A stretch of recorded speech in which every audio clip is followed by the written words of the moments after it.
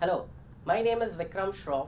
I head the HR law practice at Nishith Desai Associates, and I'll be talking about the reforms in the budget 2015 by the Finance Minister. The Finance Minister, Shri Arun Jaitley, presented a reform-oriented budget. In fact, this is the first time I've come across a budget which has so much emphasis on social security. He made a statement that he would like India to move towards an universal social security system, something which would bring India in line with the social security systems of the developed countries. This is fairly exciting from an employment and labor law perspective. Some of the reforms that he has proposed in this budget includes one in relation to the Provident Fund Act, which is the largest social security scheme for employees in India. What was happening was the Provident Fund contributions to be made by employees was limited to employees drawing a certain threshold of salary. Employees above that threshold were not required to contribute to the social security system.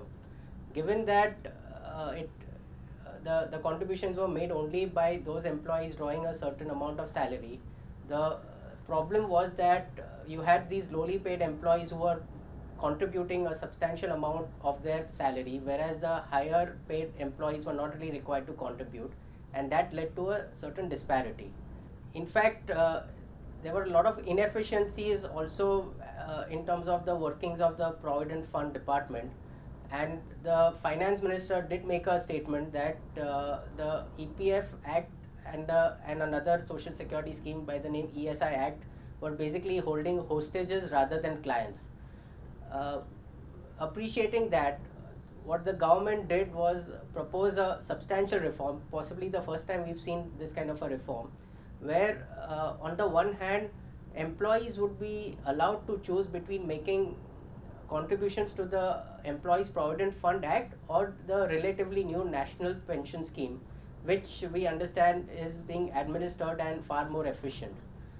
The other reform that he suggested in the budget speech was to make it optional in terms of employee contributions to the Provident Fund scheme, something that's fairly dynamic and was a kind of a demand that the industry was seeking, so that lowly paid employees can elect not to contribute to the Provident Fund scheme and look to take home a larger share of the salary. A similar reform was also proposed to the Employee State Insurance Act, which is in relation to health insurance coverage, and the Finance Minister said that it would now be made optional for an employee to either contribute to the ESI Act or to an IRDA approved health insurance scheme, which possibly would be run by private insurance companies and may be more efficient. The ESI, the coverage under the ESI scheme had a very low rate of claims, and a lot of employees, because of the bureaucracy and the difficulties in accessing health insurance coverage under the ESI scheme, chose just not to apply for it. So given that employees will now have this kind of a choice between a government run scheme and a privately run scheme, it might just make things more efficient from an employment perspective. There were certain reforms that were proposed in relation to the pension front as well, where the government has proposes to introduce a new pension scheme for the citizens, and also increase the amount of the limit in relation to the deductions that employees can claim if they contribute to some of these new pension schemes. This could entail a larger contributions to some of the pension scheme, and thereby having social security coverage in its true form. Finally, in terms of employee taxation, while the tax rates remain unchanged, the Finance Minister has increased the certain deductions that were generally permissible, and as a result, employees would be assured of a higher take-home pay from the next financial year.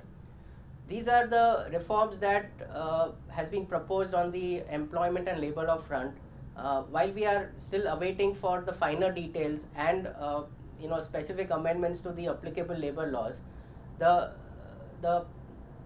promise of the Finance Minister itself gives a big hope from an employment standpoint. Thank you.